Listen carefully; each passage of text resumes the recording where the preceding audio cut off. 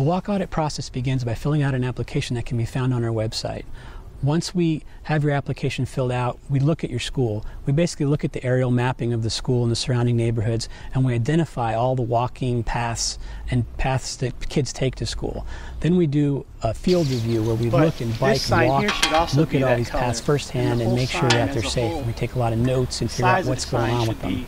The third step is to do what we call a walk audit, and that's where we come to the school and we look at all the different conditions that exist around the school, and we document what the proposed improvements are and what our recommendations are.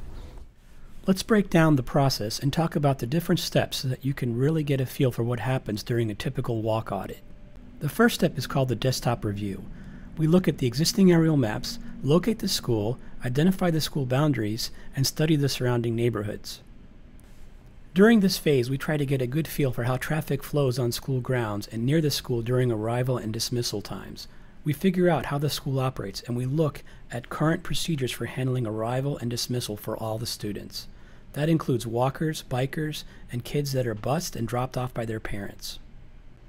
Then, with input from your Safe Routes to School Committee, we highlight the major walking and biking routes to the school.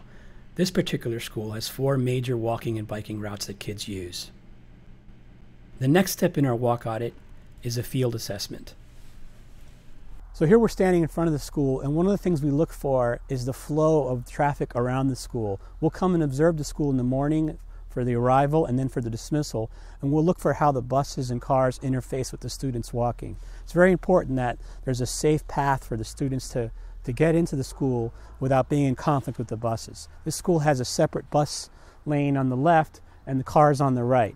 And we noticed this morning that there was a good separation and there was no issues. We've got a typical crosswalk here, and there's a few things that are right and a few things that aren't. For one, there's no sidewalk on this side, and that's one thing that we would look for, is to have a sidewalk on both sides. We'd want those sidewalks to be ADA compliant. That means that they're wheelchair compliant. The signage here is not quite right. The sign that we do have here is a crosswalk sign, and it's fluorescent yellow. That's the right color. But this sign here should also be that color, and the whole sign as a whole, the size of the sign should be 3 feet by 3 feet, and it's the smaller 2 feet by 2 feet.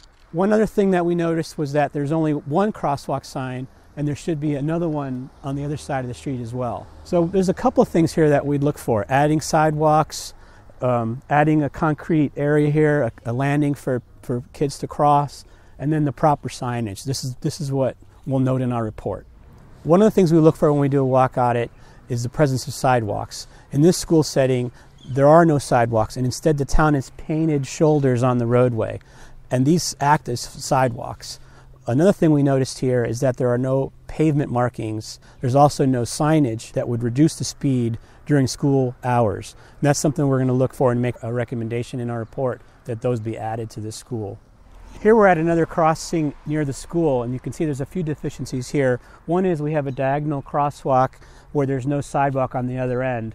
Ideally, you'd want a perpendicular crosswalk with a concrete sidewalk on that corner, and both of them being ADA compliant so that wheelchairs can get across the street and up onto the sidewalk without any trouble. On this walk audit, we noted a number of things. One of them is these signs. These signs they're not MUTCD compliant. They're too small. It should be 36 inches instead of 24.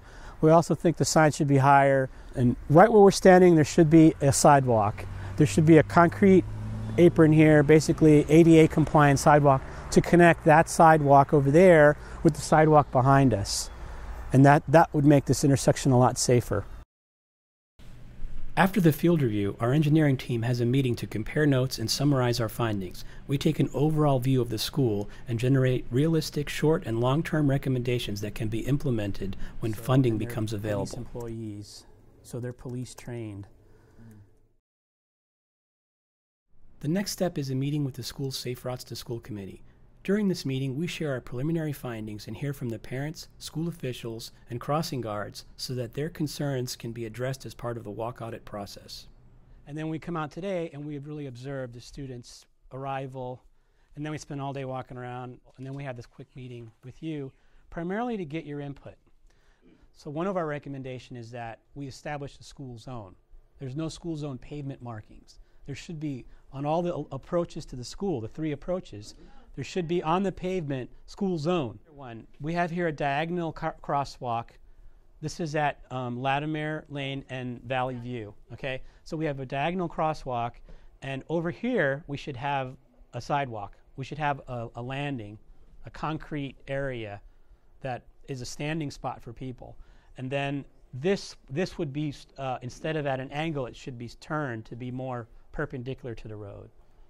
So after the meeting, the Safe Routes to School engineering team will prepare a report that details the findings of the walk audit that can then be included as part of the school's Safe Routes to School master plan.